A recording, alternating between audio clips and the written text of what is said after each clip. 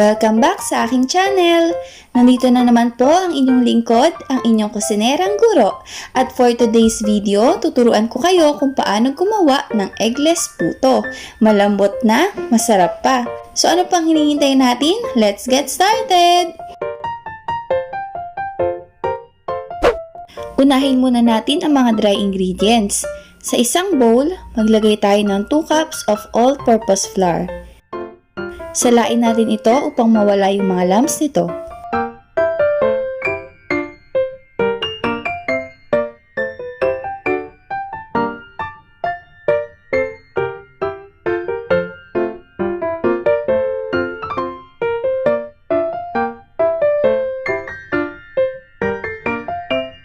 Maglagay tayo ng 2 sachet powdered milk.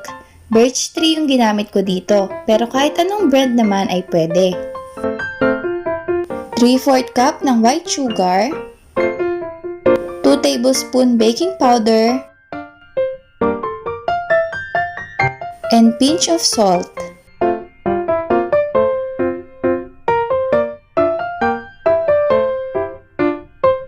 Sunod naman natin ilagay ang mga wet ingredients. Maglagay tayo ng 4 tablespoon melted butter, 1 tablespoon vanilla, and warm water.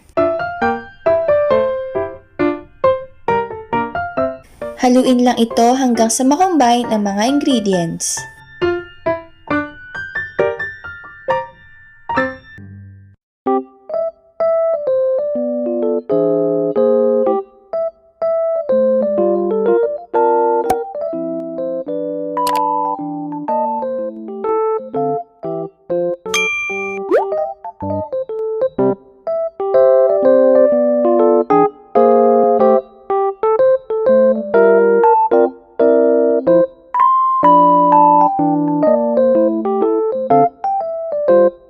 Maglagay na tayo ng mixture sa ating puto molder.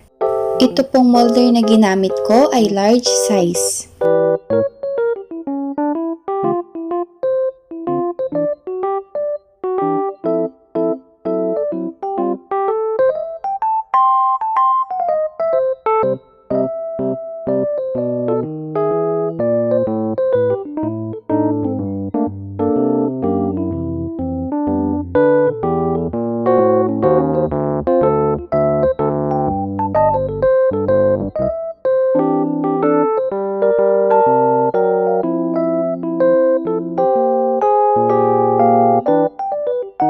Para sa ating toppings, maglagay ng sliced cheese.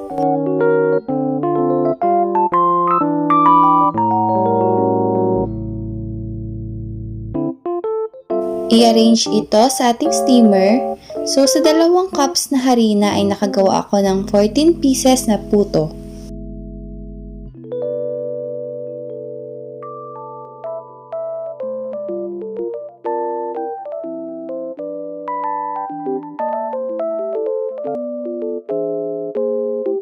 Bago ilagay yung puto, kailangan kumukulo na yung tubig na nasa steamer.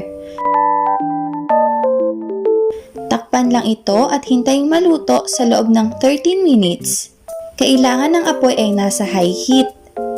Kapag po ang gagamitin yung molder ay maliliit, 10 minutes nyo itong i-steam. At meron na tayong masarap na puto. The best partner with dinuguan. Solve na ang inyong merienda. Kung nagustuhan niyo po ang video na ito, please don't forget to like, share, subscribe, and hit the bell button para ma-update kayo sa aking susunod na pagluluto. Enjoy cooking!